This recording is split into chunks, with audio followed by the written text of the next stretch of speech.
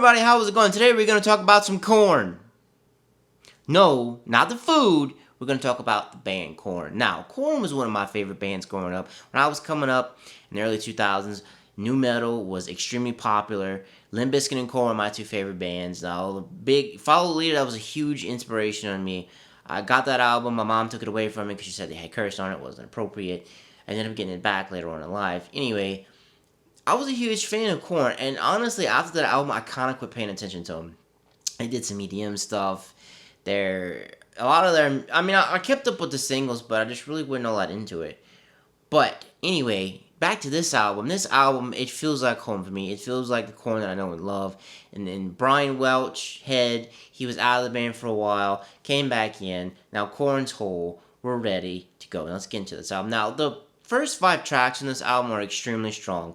You have Insane, you have Rotting in the Vein, you have Black is the Soul, The Hating, and you have A Different World. A Different World's really cool because it has Corey Taylor in it. The first 2 songs, those are the singles, they're cool, they're experimental, you have a lot of layer stuff going there, those are cool. Now, The Hating, it starts off, you do some cool lyrical stuff in there, Jonathan's just kind of singing, and it's like extremely raw, they're trying to pick up the emotion in it.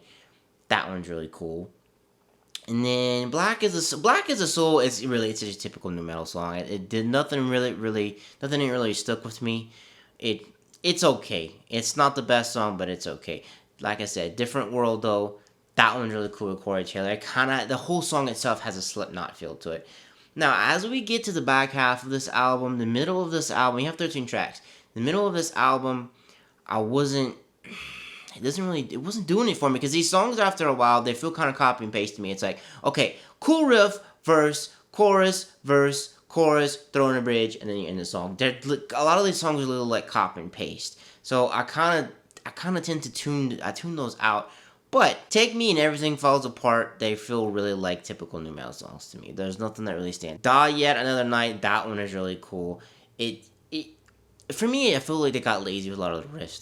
The rhythms are really lazy. It doesn't feel like cool. I don't know. It's just kind of sappy. Next in Line, that song is really cool. It's jumping, it's jiving. You have different. It's different. And it's not that typical nu metal songs like the other ones were. Please Come For Me. That song starts off. It sounds like vintage Korn. It's awesome. That song is cool. Baby, I really like that one. Those songs, they kind of remind me of the Adidas era Korn. That's vintage Korn to me. And now the very last song, Calling Me Too Soon, it's pretty cool, but it doesn't feel like an ending song to me. If they would have stuck Insane at the end of the, a stronger song at the end of the album to, really punch it home, it would have been really cool. Overall, this album, I do like it. It's what I expected it to be. Korn is back to its form, but like I said, those copy-paste nu metal songs, they started to bore me a little bit. As far as the rating, I'm going to give it a 3.5 out of 5.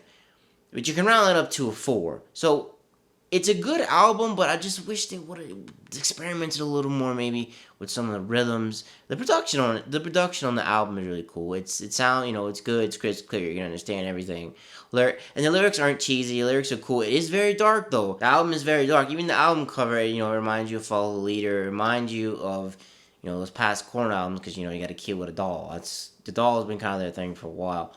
And it reminds me of vintage Korn, but like I said, it kind of left me feeling a little bit wanting more. So, what did you think about the album? Did you love it? Did you hate it? Like I said, I think it's cool. I'm glad Korn is back. All we need is Limp Bizkit to drop an album, and it'll be, Linkin Park come out new, and it'll be early 2000s all over again. So, let me know what you think about it in the comments down below. If you like this review, don't forget to smash that like button and push subscribe if you want to see some more stuff like this. Anyway, guys, I am out. Peace.